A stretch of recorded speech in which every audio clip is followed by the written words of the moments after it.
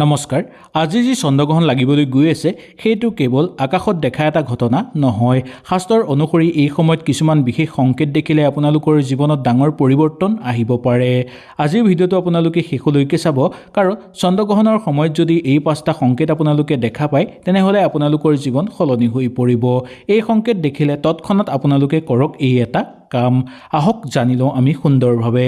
যদি চন্দ্ৰগ্ৰহণৰ সময়ত হঠাৎ আপোনালোকৰ মনটো অশান্ত যেন অনুভৱ হয়, ভয় বা দুশ্চিন্তা বেছিকৈ আহে, তেনেহ'লে জানিব যে অশুভ সংকেত আপোনালোকৰ ওপৰত পৰিব।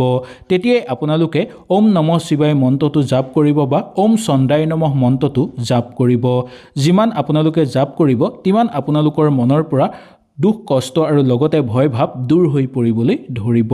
গ্ৰহণৰ সময়ত যদি ঘৰত অকাৰণত বস্তু ভাঙিবলৈ ধৰে বা আপোনালোকৰ ঘৰত থকা চাকিগছ যদি নুমাই যাবলৈ ধৰে, শাস্ত্ৰৰ অনুসৰি ইয়াক বহু অশুভ ঘটনা বুলি মনা গৈছে। এইদিনা তিলৰ তেলৰ এগছি চাকি আপোনালোকে জ্বলাই ৰাখিব পাৰে আৰু ঘৰৰ পূব দিশত আপোনালোকে এই কাম কৰিব পাৰে। যদি গ্ৰহণৰ সময়ত কুকুৰে বেছিকৈ চিঞৰি থাকে বা আপোনালোকৰ ঘৰত কাষত যদি বেছিকৈ কণ্ডল বা চিঞৰ বাখৰ হৈ থাকে, তেনেহ'লে এইটো এটা সমস্যাৰ সংকেত বুলি মনা গৈছে।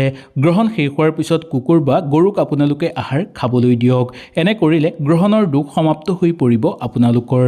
এই চন্দ্ৰগ্ৰহণ চলি থকাৰ সময়ত যদি হঠাৎ চকুৰ পতা কঁপে বা শৰীৰৰ যিকোনো অংশ কঁপিবলৈ ধৰে, তেনেহ'লে আপোনালোকৰ ওপৰত মানসিক চাপ বৃদ্ধি পোৱাৰ ইংগিত বুলি ক'ব পৰা যায় বা স্বাস্থ্যৰ অৱনতি আপোনালোকৰ ঘটিব পাৰে।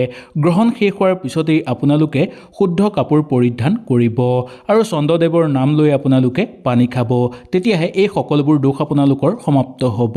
চন্দ্ৰগ্ৰহণৰ দিনা যদি আপোনালোকে বেয়া সপোন দেখা পায় বা নিগেটিভ কথা আপোনালোকৰ মনলৈ আহি থাকে, তেনেহ'লে ইয়াৰ ফলত আপোনালোকৰ ওপৰত অশুভ প্ৰভাৱ পৰিবলৈও ধৰিব পাৰে।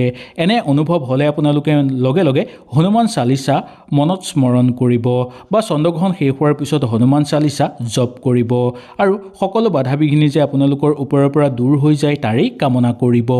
বন্ধু বান্ধৱীসকল, চন্দ্ৰগ্ৰহণ ভয় খোৱাৰ কোনো সময় নহয়, সাৱধান হোৱাৰহে সময়।